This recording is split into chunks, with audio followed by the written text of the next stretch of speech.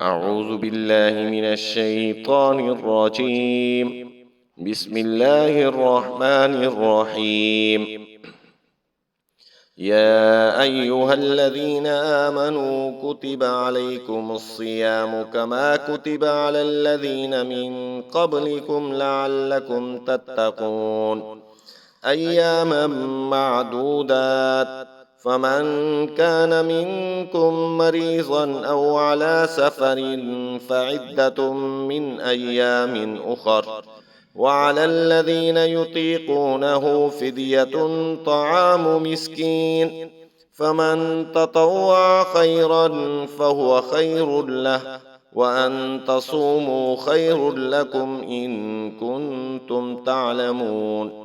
شهر رمضان الذي أنزل فيه القرآن هدى للناس وبينات من الهدى والفرقان، فمن شهد منكم الشهر فليصم، ومن كان مريضا أو على سفر فعدة من أيام أخر، يريد الله بكم اليسر ولا يريد بكم العسر ولتكملوا العدة ولتكبروا الله على ما هداكم ولعلكم تشكرون.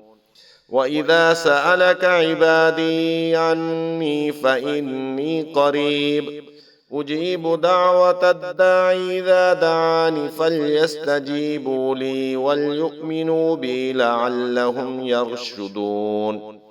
أحل لكم ليلة الصيام الرفث إلى نسائكم هن لباس لكم وأنتم لباس لهن، علم الله أنكم كنتم تختانون أنفسكم فتاب عليكم وعفى عنكم، فالآن باشروهن وابتغوا ما كتب الله لكم، وكلوا واشربوا حتى يتبين لكم الخيط الأبيض من الخيط الأسود من الفجر، ثم أتموا الصيام إلى الليل، ولا تباشروهن وأنتم عاكفون في المساجد، تلك حدود الله فلا تقربوها، كذلك يبين الله آياته للناس لعلهم يتقون.